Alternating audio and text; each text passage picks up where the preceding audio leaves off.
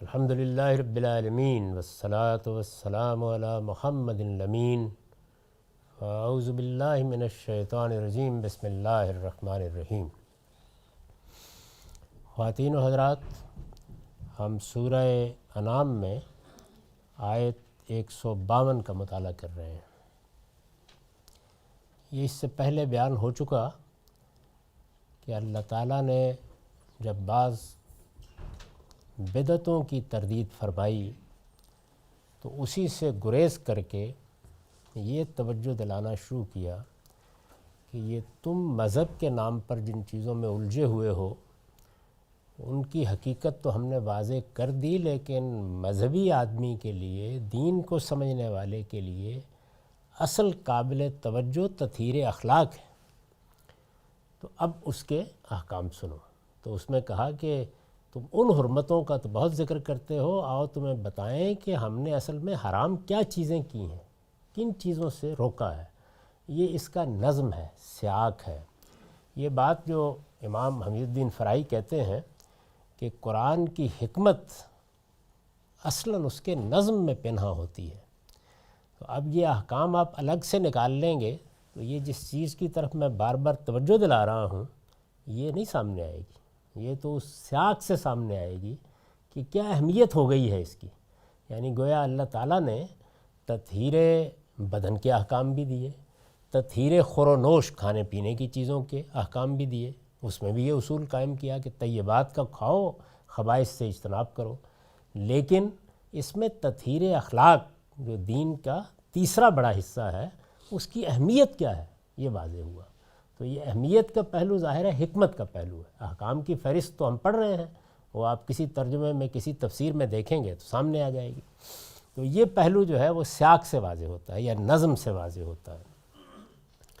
اس میں ایک برسر موقع تنبیہ آ گئی تھی، لا نکلف نفسا الا وسعها، ہم کسی جان پر اس کی استطاعت سے زیادہ بوجھ نہیں ڈالتے۔ اس کے بارے میں میزان میں بھی واضح کر چکا اور یہاں بھی میں نے سیاق میں رکھ کے بتا دیا ہے کہ یہ اللہ تعالیٰ کی شریعت سے متعلق ہے۔ یعنی میں نے جو احکام دیے ہیں، میں نے جن چیزوں کا لوگوں کو مکلف ٹھہرایا ہے، میں نے جن کا ان سے دنیا میں تقاضا کیا ہے، ان میں نے کوئی بوجھ ایسا نہیں ڈالا جو لوگوں کی استطاعت سے بڑھ کر ہو۔ یہ مطلب ہے اس جملے کا۔ یعنی اس کا تعلق مصیبتوں اور تکلیفوں سے نہیں ہے، یہ اللہ کی شریعت کے بارے میں اللہ کے قانون کو بیان کرتا ہے۔ اس کے بعد آگے بڑھے اور فرمایا کہ وَإِذَا قُلْتُمْ فَعْدِلُوا وَلَوْ كَانَ ذَا قُرْبَىٰ، اور جب بات کہو تو حق کی بات کہو اگرچہ معاملہ کسی رشتہ داری کا ہو، اگرچہ معاملہ کسی رشتہ داری کا ہو۔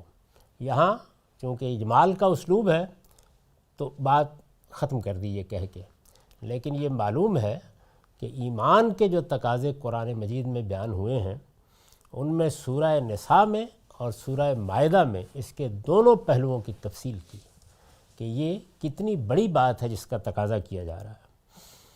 چنانچہ میں نے اس پر لکھا ہے، یہ وہی بات ہے جسے سورہ نساء کی آیت 135 اور سورہ مائدہ کی آیت 8 میں قیام بالقسط سے تعبیر فرمایا ہے۔ کونوا قوامین للہ شہداء بالقسط، اللہ کے لیے انصاف کے علمبردار بن کر کھڑے ہو جاؤ۔ اب اس میں جو طریقہ اختیار کیا ہے وہ یہ ہے کہ ایک ہمارے انفرادی معاملات ہیں، ان میں یہ تنبیہ کی کہ انصاف کرو، انصاف پر کھڑے ہو جاؤ، قائم بالقسط ہو جاؤ، اگرچہ انصاف کی بات کہنے میں تمہیں اپنی ماں کی، باپ کی، رشتہ داروں کی، اعزاء کی، اقربا کی، کسی کی بھی ناراضی مول لینی پڑے۔ وہاں اس طرح توجہ دلائی۔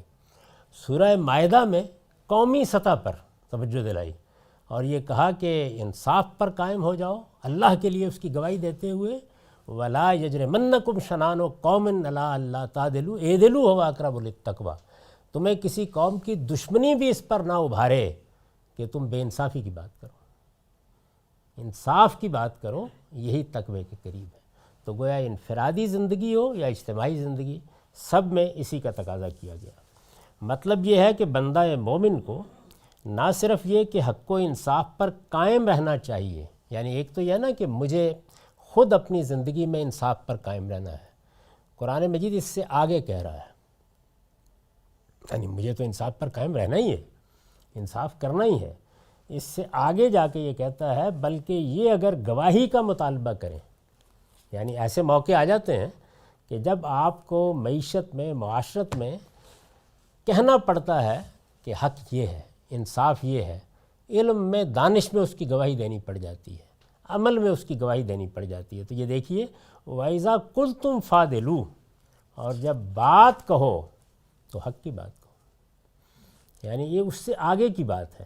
میں نے انصاف کیا، لیکن جب دوسرے کے بارے میں یہ مجھے معلوم ہوا کہ اس کے ساتھ بے انصافی ہو رہی ہے تو میں، جو حدیث میں جو تعبیر ہے، یہ گونگا شیطان بن گیا۔ نہیں، خواہ کوئی عزیز ہے، خواہ کوئی رشتہ دار ہے، اگر آپ سے گواہی کا مطالبہ کیا گیا ہے تو سچی بات کہہ دیں، بلکہ اگر یہ گواہی کا مطالبہ کریں تو ان کا یہ مطالبہ لازماً پورا کرنا چاہیے۔ رشتے، ناطے، جذبات اور خواہشات، کسی چیز کو بھی اس میں رکاوٹ نہیں بننے دینا چاہیے۔ یعنی اس درجے میں ہم سے قیام بالقسط کا مطالبہ کیا گیا ہے، انصاف پر قائم رہنے اور انصاف کی بات کہنے کا مطالبہ کیا گیا ہے۔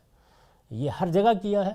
میں نے عرض کیا کہ اس کو اس کے پورے زور میں دیکھنا ہو تو پھر سورہ نساء کی آیت 135 میں دیکھیے اور سورہ مائدہ کی آیت 8 میں دیکھیے، یعنی وہاں اس کی تفصیل کی ہے اللہ تعالیٰ نے، یہاں وہی اجمال کا انداز ہے۔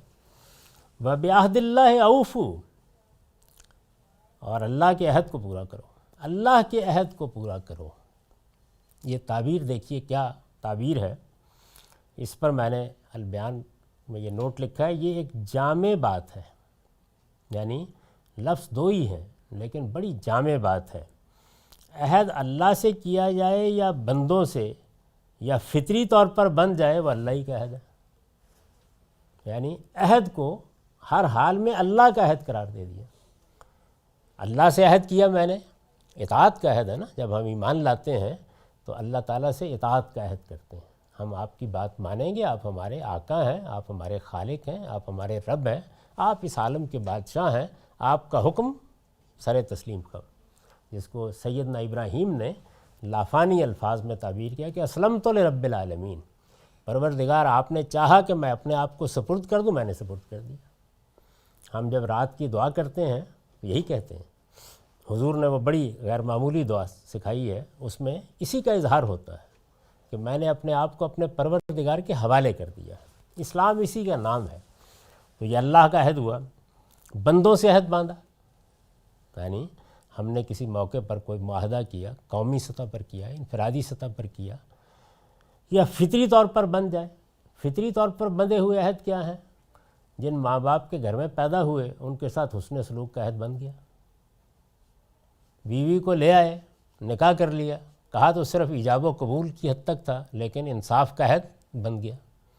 تو وہ عہد جو فطری طور پر بن جاتے ہیں۔ ایسے ہی ہم ایک ریاست میں پیدا ہوئے، ظاہر ہے کہ اس کے ساتھ اب ایک اطاعت کا، انتشار سے بچنے کا عہد آپ سے آپ بن جائے گا، اس کا وفادار رہنا ہے، اس کی خیرخواہی کرنی ہے۔ اسی کو بیان کیا حضور نے کہ الدین والنصیحہ، دین تو اصل میں زندگی کے ہر معاملے میں، اس میں جو الفاظ ہیں وہ یہ ہے للہ ولرسولہ، ہی اللہ کے معاملے میں بھی، رسول کے معاملے میں بھی، مسلمانوں کے حکمرانوں کے معاملے میں بھی، پوری زندگی میں ہر جگہ دین کس چیز کا نام ہے؟ خیرخواہی کا، یعنی دوسروں کا بھلا چاہنا، خیرخواہی، بھلا چاہنا دوسروں کا۔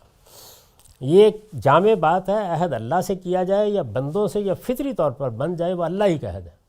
قرآن مجید یہ کہتا ہے کہ یہ خیال نہ کرو کہ جو عہد تم نے اللہ سے باندھا ہے صرف وہ اللہ کا عہد ہے، ہر عہد اللہ کا عہد ہے۔ یعنی اصل میں جب تم نے کسی کافر سے عہد باندھا کہ میں یہ مال تمہیں بھیجوں گا، تو یہ اللہ کا عہد ہے جو بند گیا ہے، اس میں کافر اور مسلم کی بحث نہیں کرنی۔ اسی طریقے سے آپ جس خاتون کو بیاہ کے لائے، یا ایک خاتون نے ایک مرد کا انتخاب کیا کہ میں شادی کروں گا، تو کچھ عہد ہیں جو بند گئے ہیں، تو یہ سب اللہ کے عہد ہیں، یہ وہ اللہ ہی کا عہد ہے، اس لیے کہ بندے ان دلہ اس کے لیے مسئول ٹھہرائے گئے ہیں۔ کیوں اللہ کا عہد ہے؟ اس لیے کہ یہ بات طے کر دی گئی ہے کہ جو عہد بھی باندھو گے جواب مجھے بھی دینا ہے، یعنی بندوں کو تو دینا ہی ہے، دنیا کے قانون کو بھی دینا پڑ جاتا ہے، لیکن اللہ تعالیٰ کہتے ہیں کہ ان العہد کان مسئولا، عہد تم باندھو گے دنیا میں کسی شخص سے، ماں سے، باپ سے، رشتہ دار سے، عزیز سے، کافر سے، مومن سے، قوم سے، فرد سے، وہاں باندھ رہے ہو، اس نے جو تمہارے ساتھ کرنا ہے اگر خلاف ورزی کرو گے وہ تو کرے گا ہی، لیکن جواب مجھے بھی دینا پڑے گا۔ تو اس لیے ہر عہد اللہ کا عہد ہے۔ تو اس کو تعبیر کیا وَبِعَہْدِ اللَّهِ اوفو، اور اللہ کے عہد کو پورا کرو۔ ارشاد ہوا ذالکم وصاکم بہ لعلکم تذکرون، یہ چیزیں ہیں جن کی اللہ نے تمہیں ہدایت کی ہے تاکہ تم یاد دہانی حاصل کرو۔ یعنی پہلے یہ ساری ہدایات بیان کی، اس کے بعد آخر میں کہا کہ یہ چیزیں ہیں، یعنی تم جن چیزوں کو مذہبی چیزیں خیال کر کے ان پر سارا زور صرف کر رہے ہو، ان میں جو اعتدال کی راہ ہے وہ بیان کر دی ہے ہم نے، اس پر قائم رہنا ہے، ان کی بھی اہمیت ہے، لیکن اللہ تو ان چیزوں کی نصیحت کرتا ہے اور یہ تمہارے ہاں اہمیت نہیں پاتی۔ ذالکم وصاکم بہ، یہ چیزیں ہیں جن کی اللہ نے تمہیں ہدایت کی ہے، لعلکم تذکرون، تاکہ تم یاد دہانی حاصل کرو۔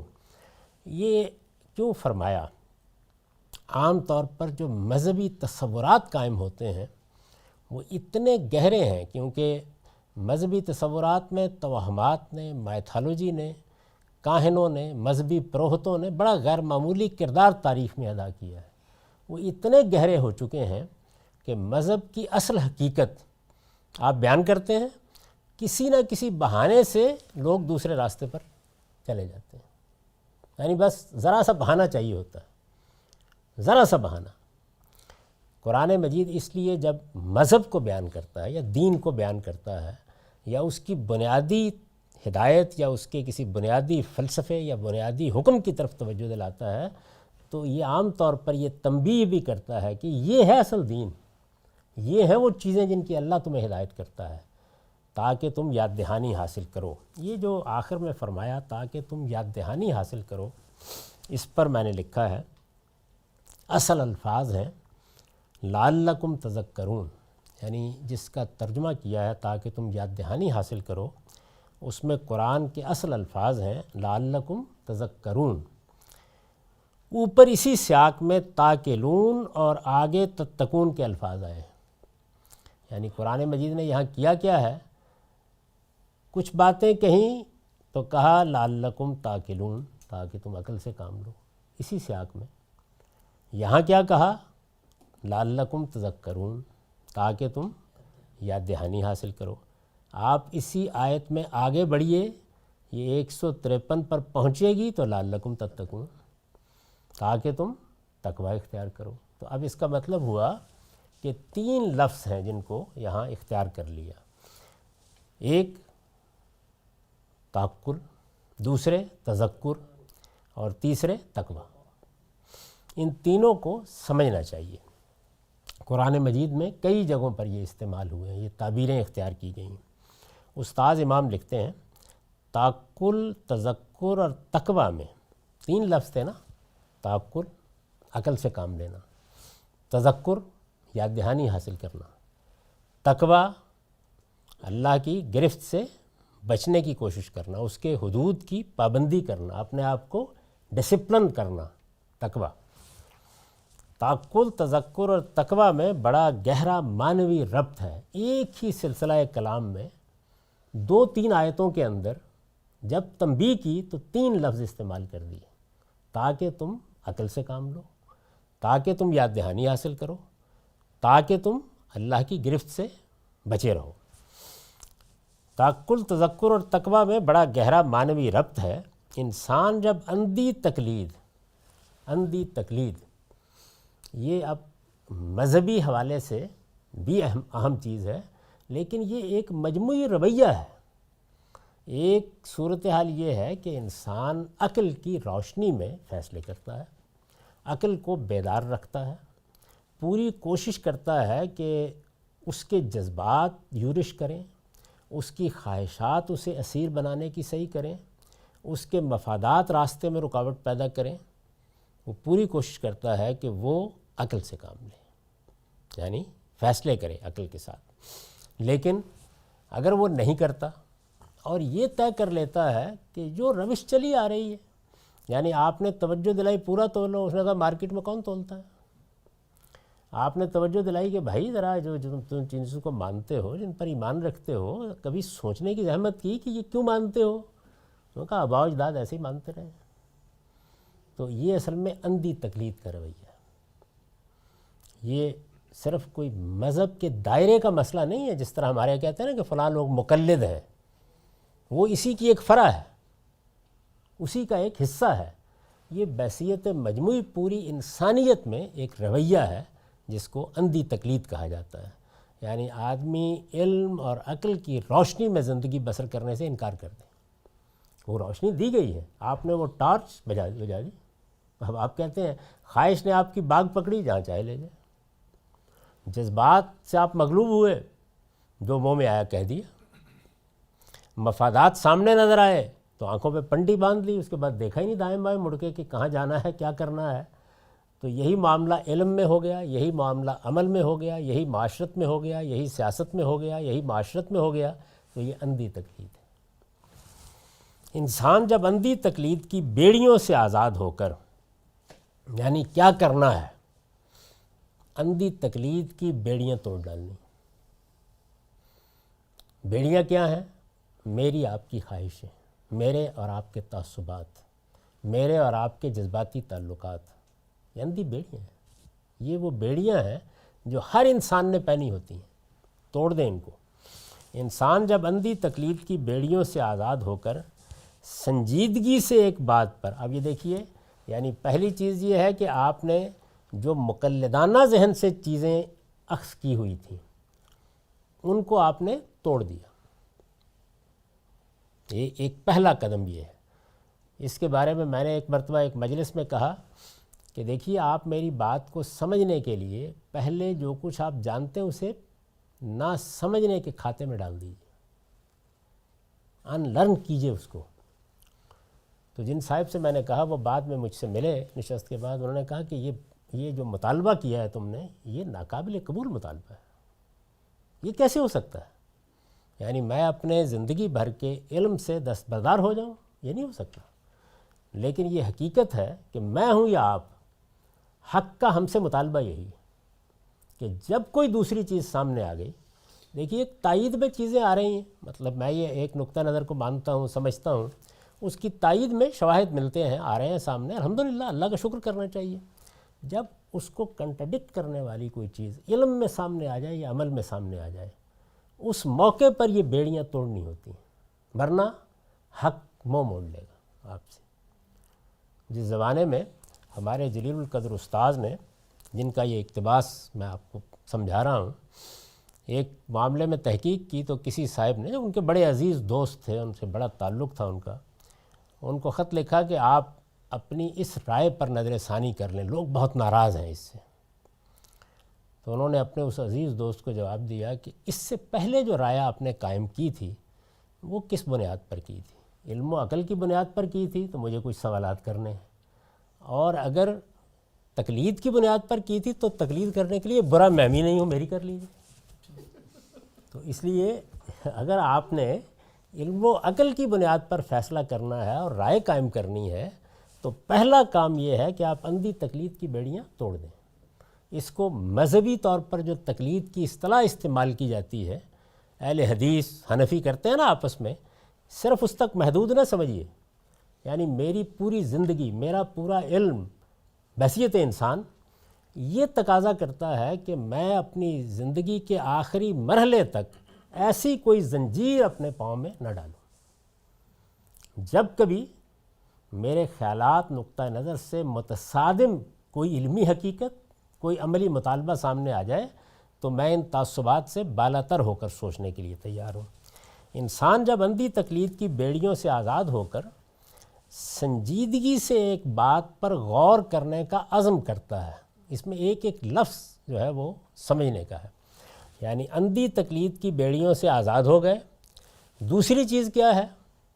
یعنی آپ نے کچھ تھوڑا سا اپنے آپ کو علمی مزاج کا حامل تو بنا لیا، لیکن اب کیا ہے؟ یعنی خواہش یہ ہے کہ جواب دینا ہے، غلطی واضح کرنی ہے، مناظرہ جیتنا ہے، نہیں ایک اور کام کریں، اور وہ یہ کہ آپ سنجیدگی کے ساتھ غور کرنے کے لیے آپ تیار ہو گئے۔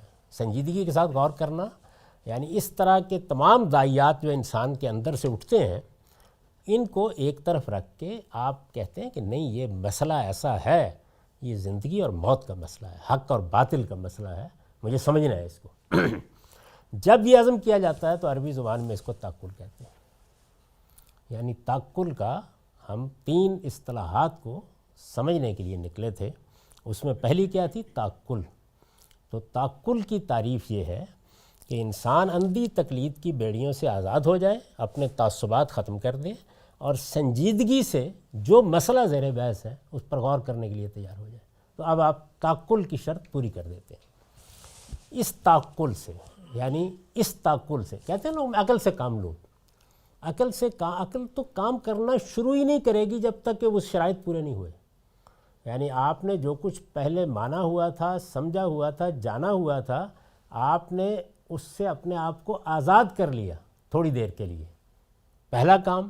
دوسرا یہ کہ آپ سنجیدہ ہو گئے، مذاق نہیں اڑائیں گے، آپ چیز کو محض تفنن طبع کی چیز نہیں سمجھیں گے، وہ آپ کے نقطہ نظر، آپ کے خیال کے مقابل میں آ گئی ہے، تو سنجیدگی سے سننا ہے اس کو، عزم کر لیا آپ نے۔ تو اب یہ تعقل کی منزل میں آپ داخل ہو گئے۔ اس تعقل سے وہ حقائق آشکارا ہوتے ہیں جو فطرت انسانی کے اندر ودیت ہیں۔ نتیجہ کیا نکلتا ہے اس کا؟ جیسے ہی آپ نے یہ ریاض کیا اور آپ نے اب آزاد ہو کر غور کرنا شروع کیا، تو آپ کے اندر جو دیا اللہ تعالیٰ نے رکھا ہوا ہے، انسانی فطرت میں ودیت ہے، اس کی لو فوراً بھڑکے گی اور روشن ہو جائے گا۔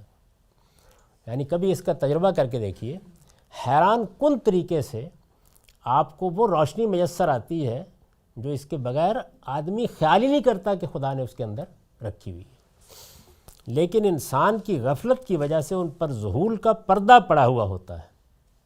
یعنی جیسے ہی ہم نے تعقل کی اس فیکلٹی کو ہم نے روبہ عمل کر دیا، کار فرما کر دیا، تو آپ جانتے ہیں نتیجہ کیا نکلے گا؟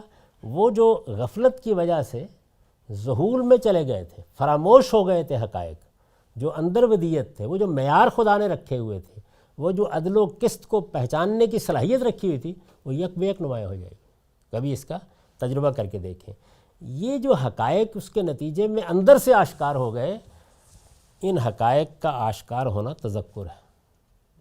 یہ جو کہا یاد دہانی حاصل کرو، یعنی اگر آپ نے یہ سلوک اختیار کر لیا کہ آپ آزاد ہو جائیں گے، آپ تقلید کی بیڑیاں توڑ دیں گے، آپ ہر بات کو سمجھنے کے لیے سنجیدگی کے ساتھ آمادہ ہوں گے، وہ آپ کے کنسرن کی اگر ہے، نہیں ہے تو پھر یعنی یہ تو نہیں ہے کہ میں دنیا کے تمام علوم و فنون کو سیکھنے کے لیے سنجیدہ ہو جاؤں گا، یعنی وہ جو میری زندگی سے متعلق ہے۔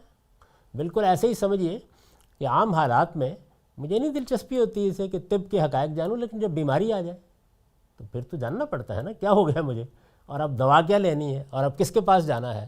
تو اس موقع کے اوپر اگر میں یہ کہوں کہ فلاں ڈاکٹر صاحب کے ساتھ تو عقیدت کا تعلق قائم ہے کم و بیش میرے آباء و اجداد کے زمانے سے، تو اب مجھے اس سے باہر نہیں نکلنا، تو آپ سمجھیے کہ پھر میں نے اپنی زندگی جہالت کے ہاتھ میں دے دی۔ اس سے نکل کے آپ تعقل اختیار کرتے ہیں۔ تعقل کا نتیجہ یہ نکلتا ہے کہ حقائق آشکارا ہونا شروع ہو جاتے ہیں۔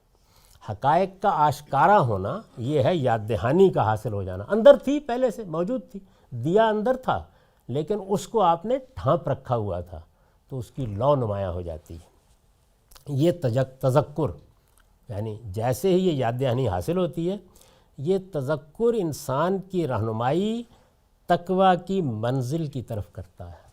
اب اس کے بعد انسان لاؤبالی پن میں، بے پرواہی میں زندگی نہیں بسر کر سکتا۔ وہ علمی حقائق کے بارے میں، عملی حقائق کے بارے میں، زندگی کے فیصلوں کے بارے میں سنجیدہ ہو جاتا ہے، اور سنجیدگی ہی اصل میں تقویٰ ہے۔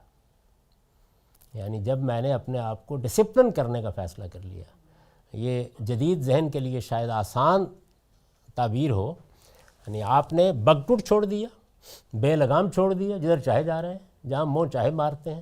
وہ رسالت میں آپ صلی اللہ علیہ وسلم نے ایک تعبیر کی ہے نا کہ چراگاہیں ہیں خدا کی، اب آپ نے جانوروں کی طرح ہر جگہ موہ مارنے کا فیصلہ کر لیا، پھر معلوم نہیں کہ کس پودے کو کھا لیں گے، کس درخت کو برباد کر دیں گے، کن پھولوں کو رون ڈالیں گے، کچھ نہیں کہا جا سکتا۔ لیکن اگر آپ اپنے آپ کو ڈسپلن کریں گے تو پھر جہاں موہ مارنا ہے سمجھ کر مانیں گے۔ تو یہ سنجیدگی، یہ فیصلہ کر کے آگے بڑھنا، یہ اصل میں آپ کو تقوی کی منزل کی طرف لے جاتا ہے۔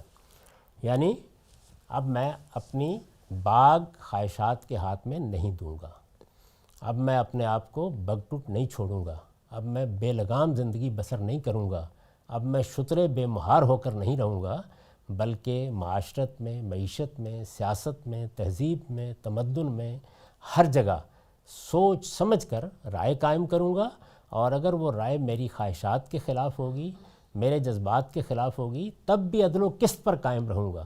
اسی کو تقویٰ کہتے ہیں، اسی کو تقوی سے تعبیر کیا جائے۔ یہ کوئی مذہبی چیز نہیں ہے۔ ہمارے ہاں بدقسمتی یہ ہے کہ مسجد میں داخل ہوئے تو معلوم ہوا کہ پاجامہ ذرا ٹخنوں سے کافی اونچا ہے، داڑھی ذرا بے لگام چھوڑ دی گئی ہے، ہمیں بڑے متقی پرہیزگار آدمی ہیں۔ تو تقویٰ اصل میں یہ ہے کہ آپ کے اخلاقی وجود نے اپنے ڈسپلن کو کتنا قبول کیا ہے، یعنی کتنا آپ نے اس کو قاعدے میں لا کر رکھا ہوا ہے اپنے زندگی کے تمام معاملات میں۔ یہ تذکر انسان کی رہنمائی تقویٰ کی منزل کی طرف کرتا ہے۔ اب تقوی پر آپ پہنچ نہیں گئے، آپ نے ڈسپلن ہونے کی طرف سفر شروع کر دیا۔ اس کے بعد اب یہ اگر رویہ ہے، یعنی تقلید کی بیڑیاں توڑ دی ہیں، سنجیدہ ہو گئے ہیں، زندگی کے حقائق پر علمی، فکری یا عملی طور پر غور کرنے کے لیے تیار ہیں، آپ کی فطرت کی لو آپ کی رہنمائی کرے گی، اور آپ یہ دیکھیں گے کہ اس کے بعد پھر زندگی میں تقویٰ پیدا ہونا شروع ہو جائے گا۔